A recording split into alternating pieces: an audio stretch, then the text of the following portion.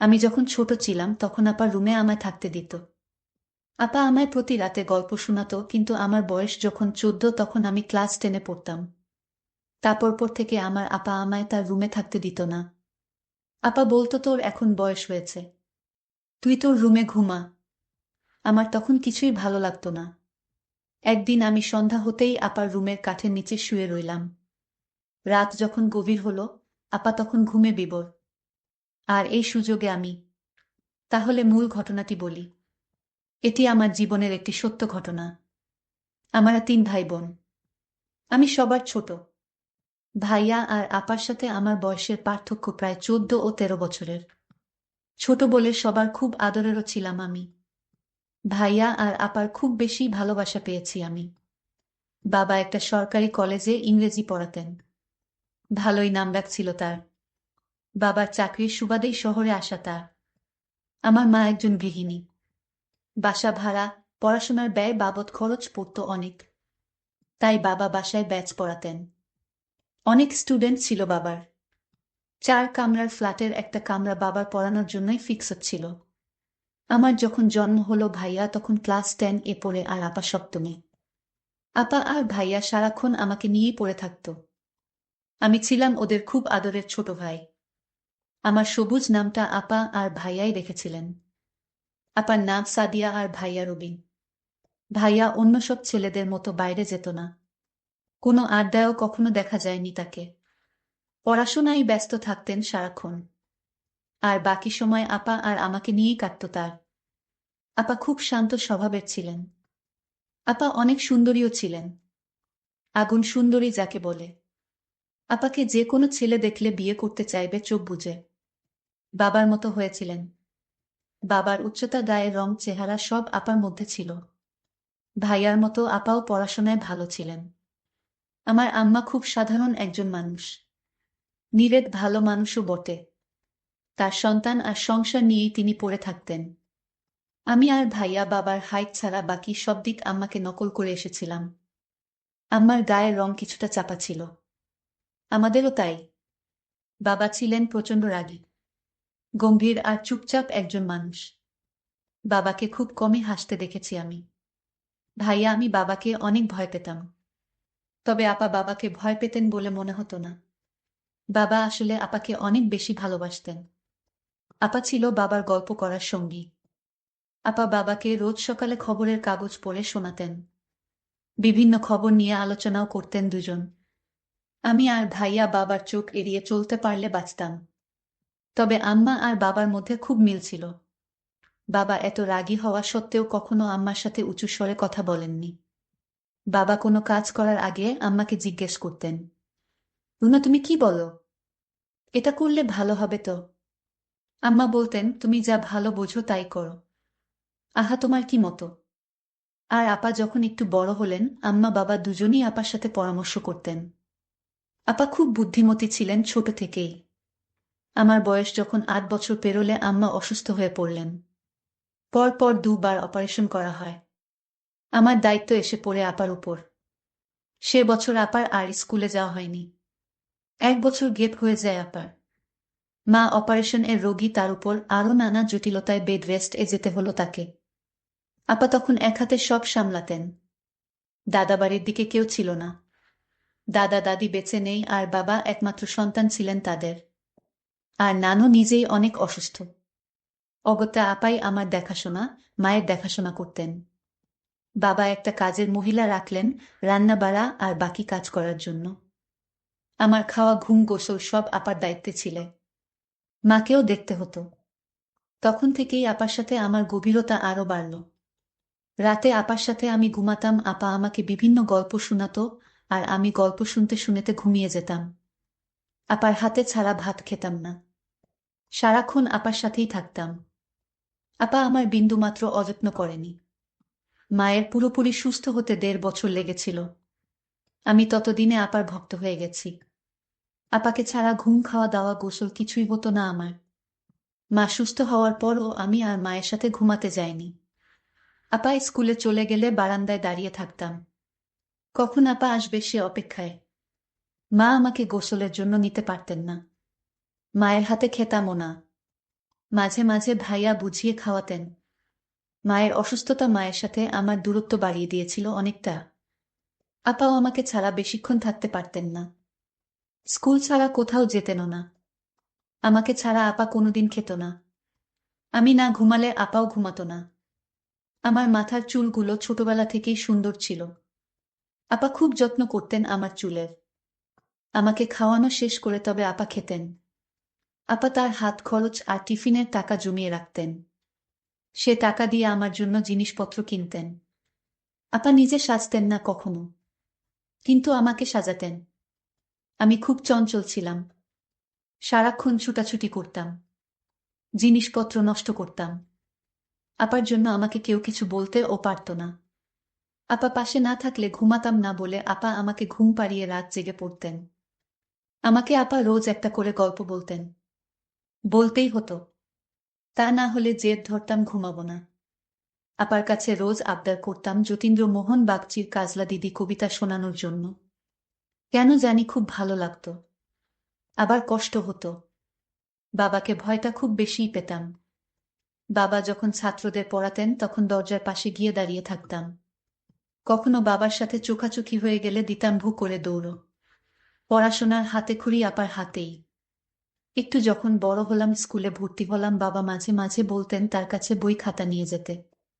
বাবা তার কাছে যেতে বললেই পেটে ব্যথার অজুহাতে শুয়ে থাকতাম। সেটাতে অনেক সময় কাজ হতো না। বাবা যখন পড়া ধরতেন আমার জানা পড়াগুলোও ভুলে যেতাম, আর ভ্যা ভ্যা করে কেঁদে দিতাম। আপা ছুটে এসে বাবাকে বলতেন, তুমি আবার ওকে বকেছ?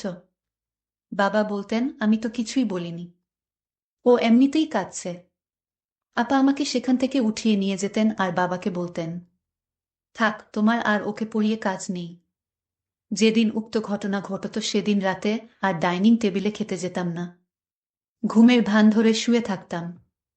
আপা তখন রুমে এসে আমাকে শুনিয়ে শুনিয়ে বলতেন, আজকে ডাইনি বুড়ির নতুন একটা গল্প বলবো ভেবেছিলাম। কি আর করা, সবুজ তো ঘুমিয়ে গেছে। আমি তৎক্ষণাৎ উঠে বসে বলতাম, আপা বলো গল্পটা। আমি ঘুমাইনি। আমার কাণ্ড দেখে আপা হেসে গড়াগড়ি খেতেন। বাবা বা আম্মা কেউই কখনো আপার কথার বাইরে যায়নি। বাবা দেখতাম সব সিদ্ধান্ত নেওয়ার আগে আপার সাথে আলোচনা করতেন। আম্মাও তাই। আমি মোটেও আপা আর ভাইয়ার মতো হইনি। পড়াশোনার কাজ দিয়েও যেতাম না। সারাক্ষণ দুষ্টুমিতে ব্যস্ত ছিলাম। আপা টুকটাক পড়াতেন। একটু পরেই উঠে যেতাম। বই ছিঁড়ে কুটি কুটি করা ছিল আমার একটা অভ্যাস। পড়ার চেয়ে বেশি বইই ছিঁড়েছি আমি। ভাইয়া ততদিনে মেডিকেল এ চান্স পেয়ে চলে গেছেন অন্য শহরে। আপা বাবার কলেজেই পড়তেন। আমাদের বাসা থেকে খুব একটা দূরে ছিল না কলেজ। আমি বিকেলে বন্ধুদের সাথে গল্প করে বাড়িতে এসে দেখলাম, আপা, আম্মা, বাবা সবাই চুপচাপ। বাবা প্রচণ্ড রেগে আছেন, বোঝাই যাচ্ছে। আম্মা বারবার আঁচলে চোখ মুছছেন। আপাকে আস্তে করে জিজ্ঞেস করলাম, কি হয়েছে আপা? আম্মা কাঁদছেন কেন? আপা বললেন, তুই হাত মুখ ধুয়ে পড়তে বস। বড়দের কথার মধ্যে থাকতে হয় না বলেছি না। যা তুই। আপা, আসছি। আপার কথা মতো রুমে চলে আসি। তবে একটু পর পর উকি দিচ্ছিলাম কি হয়েছে জানার জন্য। বুঝলাম না কিছুই। শুধু বাবাকে বলতে শুনলাম, এ বাসায় ওর নাম আর তুলবে না। ওর সাথে কেউ যোগাযোগ রাখবে না। ও যেন এদিকের পথও না মারায়। বাবা কার কথা বলেছেন বুঝতে পারিনি। তবে এরপর থেকে দেখতাম ভাইয়া আর আসতেন না। আম্মা আর আপা বাবাকে লুকিয়ে ভাইয়ার সাথে কথা বলতেন। আমাকে নিষেধ করতেন ভাইয়ার সাথে কথা হয়েছে সেটা বাবাকে না বলার জন্য। আপার কথা আমি অক্ষরে অক্ষরে পালন করতাম। আমি ধীরে ধীরে বড় হতে লাগলাম, এখন আমি ক্লাস 9-এ পড়ি। আমি আপাকে বলতাম, আপা তুমি আজ আমাকে গোসল করিয়ে দাও। আপা বলল, দেখ সবুজ, তুই এখন বড় হয়েছিস, এখন তুই নিজেই গোসল করতে পারবি। যা, তুই গোসলটা সেরে আয়, আমি তোর জন্য খাবারের ব্যবস্থা করছি। আপার কথা শুনে আমার খুব খারাপ লাগলো। আমি বলেছি, আপা আমি গোসল করব না, ভাতও খাইব না। আপা বলছিল, কেন, কি হয়েছে? তুমি জানো না কি হয়েছে, ইদানিং দেখছি তুমি আমায় আগের মতো স্নেহ করো না। গোসল করিয়ে তারপর আমাকে নিয়ে ভাত খেতে বসতা, আর এখন কিছুই করো না। আমাকে তুমি দিন দিন দূরে ঠেলে দিচ্ছ কেন আপা? আমার যে তোমায় ছাড়া কিছুই ভালো লাগে না। আপা বলল, তুই বড় হয়েছিস, এখন তুই নিজে নিজে সব শিখে নে। 2 দিন পর তো আমি বাড়ি চলে গেলে তখন তোর গোসল খাওয়া দাওয়া তোর করতে হবে। আমি আপুর কথা শুনে আপাকে বললাম, আমি তোমাকে কোনোদিন বাড়ি যেতে দিব না। আমাকে ছেড়ে চলে গেলে আমি কিন্তু মরে যাব বলে দিলাম। আমি এসব বলতে বলতে কান্না করতে লাগলাম। আপা বলল, ঠিক আছে, কান্না করিস না, চল তোকে গোসল করিয়ে দেই। আপা যখন আমায় গোসল করিয়ে দিচ্ছিল তখন আমার কেমন জানি লাগছিল। আমার শরীরটা ঘামতে শুরু করলো। আপা জিজ্ঞেস করল, কিরে তোরে গোসল করালাম, তারপরও তুই এভাবে ঘামতেছিস কেন? আমি আমার ভাইয়ের কথা শুনে অবাক হয়ে হলাম। সবুজ এসব কি বলছে? সবুজ তো কোনোদিন এই কথা আমাকে বলেনি। আজ কেন বলল? আমি বুঝতে পারছিলাম ভাইয়ের মনে মনে কি চলছিল। যাই হোক, তাকে গোসল করিয়ে ঘরে এসে খাবার দিলাম। আমি বললাম, নে এবার খেয়ে নে। সবুজ বলল, না আমি খাবো না। কেন খাবি না? নিজের হাতে খেয়ে নে। আমি বললাম, আপা তুমি তোমার হাত দিয়ে ভাত খাইয়ে দাও। তোমার হাতে ছাড়া ভাত না খেলে আমার পেট ভরে না আপা। আমি আপার সাথে ঘনিষ্ঠ হতে লাগলাম। আর একটা সুযোগ খুঁজতেছিলাম, কিভাবে পাওয়া যায়। আমার কিছু করার ছিল না, ছোট ভাইয়ের বায়না আমি কিছুতেই ফেলতে পারলাম না। তাকে নিজ হাতে ভাতও খাইয়ে দিলাম। রাতে পড়া শেষ করে আপার রুমে গিয়ে শুয়ে পড়লাম। সবুজ, তুই এখন থেকে তোর নিজের ঘরে ঘুমাবি। তোর রুমে যা সবুজ। কেন আপা, আমাকে কেন এভাবে তাড়িয়ে দিচ্ছ? আমি তোমার রুমেই ঘুমাবো। বুঝেছি, এখন তুমি আর আগের মতো আমাকে গল্প শোনাও না, তোমার রুমে থাকতে দাও না। এটার কারণ এখন আমি তোমার বোঝা হয়ে গেছি। আরে না ভাই, তুই আমার কাছে কোনোদিনই বোঝা হবি না। তুই বুঝিস না কেন, তুই এখন বড় হয়েছিস। আমি কিছু বুঝি না, আমি এখানে থাকবো আপা। আমার একা একা ঘুমাতে ভয় লাগে। আপু তখন বলল, তোরে আমি বুঝিয়ে পারলাম না। ঠিক আছে, তাহলে চুপচাপ ঘুমাবেন, বেন করবি না। আমি মনে মনে ভাবলাম, ও হয়তো ছোটবেলা থেকে আমার আদরে বড় হয়েছে, তো তাই এখন আর আমাকে ছাড়া থাকতে চায় না। কিন্তু আমার এই ধারণা সম্পূর্ণ ভুল ছিল। আমার ভাই যে দিন দিন এত দুষ্ট হয়ে যাবে তা আমি ভাবতেই পারি না। আমি একদিন সবুজকে দেখলাম স্কুলে একটা মেয়ের সাথে গল্প করছে। আমি ভাবলাম, এই বয়সেই ভাইটা মেয়েদেরকে নিয়ে গল্প করে। সবুজ যখন বাড়িতে ফিরল, আমি তাকে জিজ্ঞেস করলাম, তুই মেয়েদের সাথে গল্প করিস কেন? সে বলল, আপা আমি একটা অঙ্ক বুঝি নাই, আর তাই আমার বান্ধবীদের কাছ থেকে অঙ্কটা বুঝে নিলাম। সবুজ আমার সাথে কতটা মিথ্যা বলেছে। আমি আজ তাকে বললাম, সবুজ আজ থেকে আমার রুমে তোর থাকা বন্ধ। কারণ ইদানিং দেখছি তুই কেমন জানি হয়ে গেছিস। তোর নজর ভালো না। আমার রুমে থাকতে পারবি না। তখন সে আমার সাথে রাগ দেখিয়ে বলল, ঠিক আছে ঠিক আছে, আমি তোমার রুমে আর থাকবো না আমি। কিন্তু সবুজ তা মুখেই রাগ দেখিয়ে বলেছিল, কিন্তু রাতে সে আমি শোয়ার আগেই কাঠের তলে লুকিয়ে পড়ল। এটা আমি কিছুতেই জানতাম না। আমি সবুজকে খুঁজতে লাগলাম, সবুজ তুই কই গেলি? সবুজের রুমে গিয়ে দেখলাম সবুজ নেই। সবুজ তো আমার ঘরের কাঠের নিচে শুয়ে রইল। তা আমি দেখিনি। আমি মাকে জিজ্ঞেস করলাম, মা সবুজ কোথায়? মা বলল, সবুজ তো আজ তো বলে গেল তোর ফুফুর বাড়িতে যাবে, আজ আসবে না। আমি মনে করলাম সবুজ কি আমার সাথে রাগ করে চলে গেল। কিন্তু বন্ধুরা, সবুজ যায়নি। সবুজ আমার রুমে কাঠের নিচে শুয়ে আছে।